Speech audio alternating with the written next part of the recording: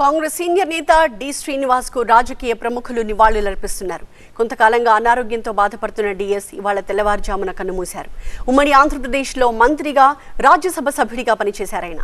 1998లో PCC అధ్యక్షుడిగా బాధ్యతలు చేపట్టారు. డి శ్రీనివాస్ మృతి పట్ల కాంగ్రెస్ నాయకులు, మంత్రులు సంతాపం తెలిపారు. ఆయన సేవలను గుర్తు చేసుకుంటున్నారు.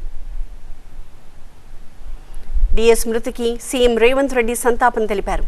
కాంగ్రెస్ లో డిఎస్ కీలక పాత్ర పోషించారని, ఆయన కాంగ్రెస్ కు విశిష్ట సేవలందించారని గుర్తు చేసుకున్నారు. డిఎస్ మృతి కాంగ్రెస్ కు తీరని లోటన్నారు డిప్యూటీ సీఎం భట్టి విక్రమార్క.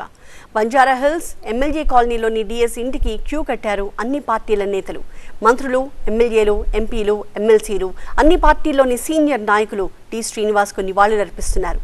ఆయనతో ఉన్న అనుబంధాన్ని గుర్తు చేసుకుంటున్నారు. డిఎస్ మృతికి రాజకీయ ప్రముఖుల సంతాపం కొనసాగుతోంది. దశాబ్దాల పాటు డిఎస్ ప్రజాసేవకి అంకితమయ్యారు అన్నారు కేంద్ర మంత్రి కిషన్ రెడ్డి. ఒడిదుడుకులు ఎదుర్కొని ఎదిగిన గొప్ప నేత డిఎస్ అన్నారు మండలి చైర్మన్ గుత్తా సుఖేందర్ రెడ్డి. రాజకీయాల్లో డిఎస్ సేవలు చిరస్మరణీయం అన్నారు ఎంపీ డికే అరుణ. డిఎస్ పార్థివ దేహానికి మాజీ ఉపరాష్ట్రపతి వెంకయ్యనాయుడు నివాళులర్పించారు. రాష్ట్రం మంచి నాయకుడిని కోల్పోయింది, నిత్యం పేదల కోసం పరితపించేవారు డిఎస్ అన్నారు వెంకయ్యనాయుడు. ఎంతో అనుభవం ఉండే ఒక మంచి నాయకుడిని ప్రజలు కోల్పోయారు. వారి మరణం చాలా విచారకరమైంది.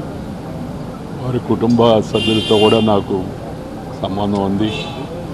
ఒక కుమారుడు బీజేపీలో నేను ఉన్నప్పుడే చేరి ఎంపీ అయిన తర్వాత ఇప్పుడు కూడా ఎంపీగా కొనసాగుతున్నాడు. చాలా సన్నిహితంగా రాజ్యసభ మెంబర్గా కూడా ఉండేవాళ్ళం. ఆయన ఎమ్మెల్యే ఉన్నప్పుడు నేను ఎమ్మెల్యేగా ఉన్నాను. చాలా గొప్పవారు, మనతో లేరు. మరొకసారి వారి లేకున్నా వారి ఆశయాలు మాత్రం మనకు అందరితో ఉండాలని కోరుతున్నాను.